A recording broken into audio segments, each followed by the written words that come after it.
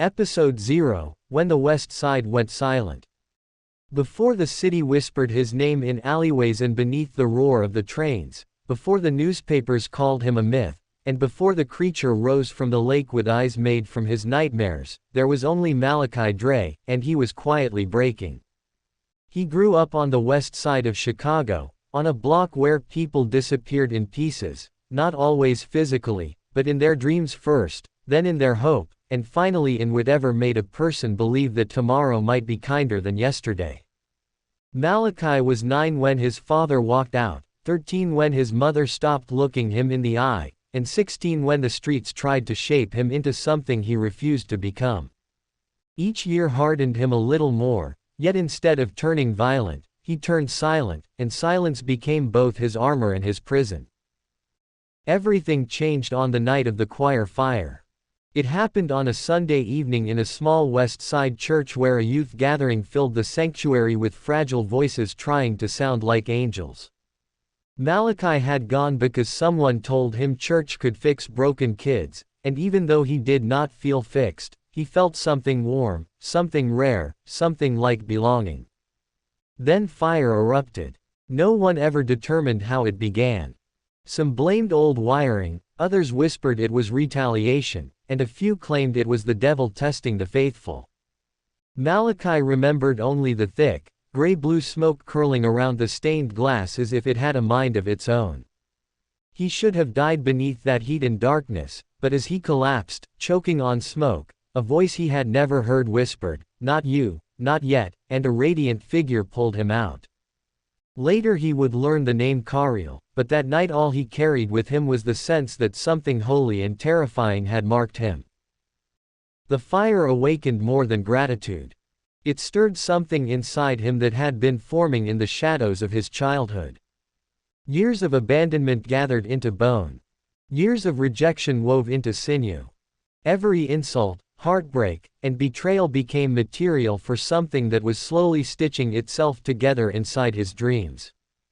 A figure, tall and broken, made of flickering memories and shifting faces, slept beneath the surface of his subconscious like a corpse hidden under deep water. For years, it remained silent. Then, at the moment Malachi came closest to giving up, it opened its eyes.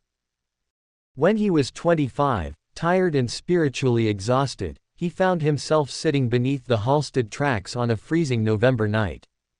His breath hung in the air while the rattling trains roared above him, and for a brief moment he wondered if life had anything left for him. The instant his spirit cracked, the creature stirred itself awake.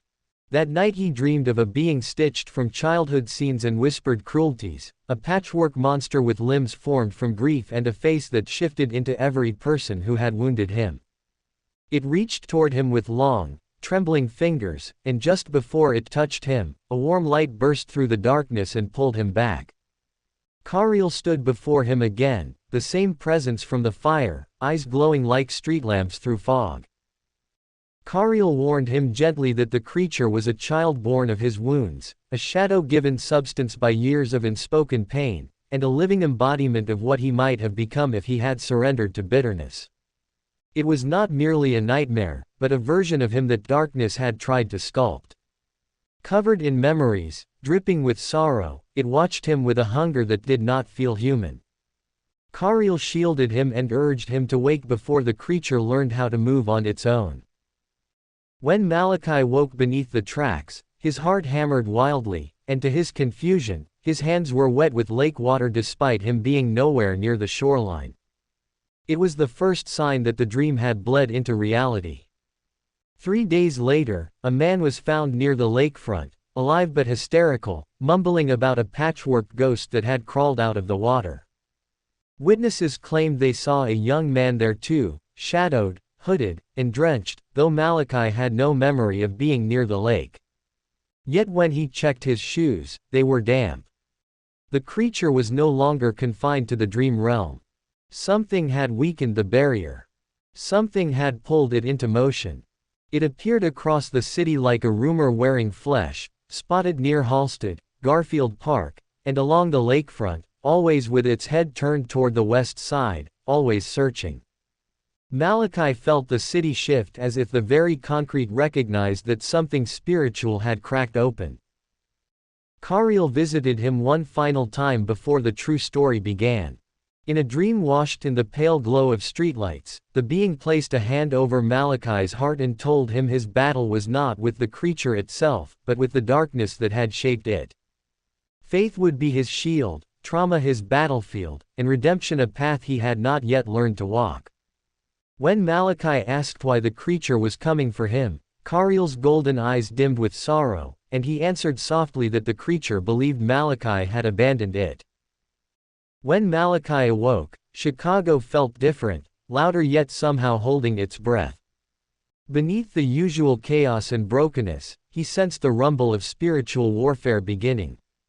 The creature had awakened, Malachi had been chosen, Cariel was watching, and slowly, across the city, a new legend began to emerge. People whispered about a figure stitched from memories wandering the lakefront and the west side. They called it a revenant. They said it was looking for someone. And in the shadows between streetlights and train tracks, the myth of the Revenant of Halsted Street took its first living breath.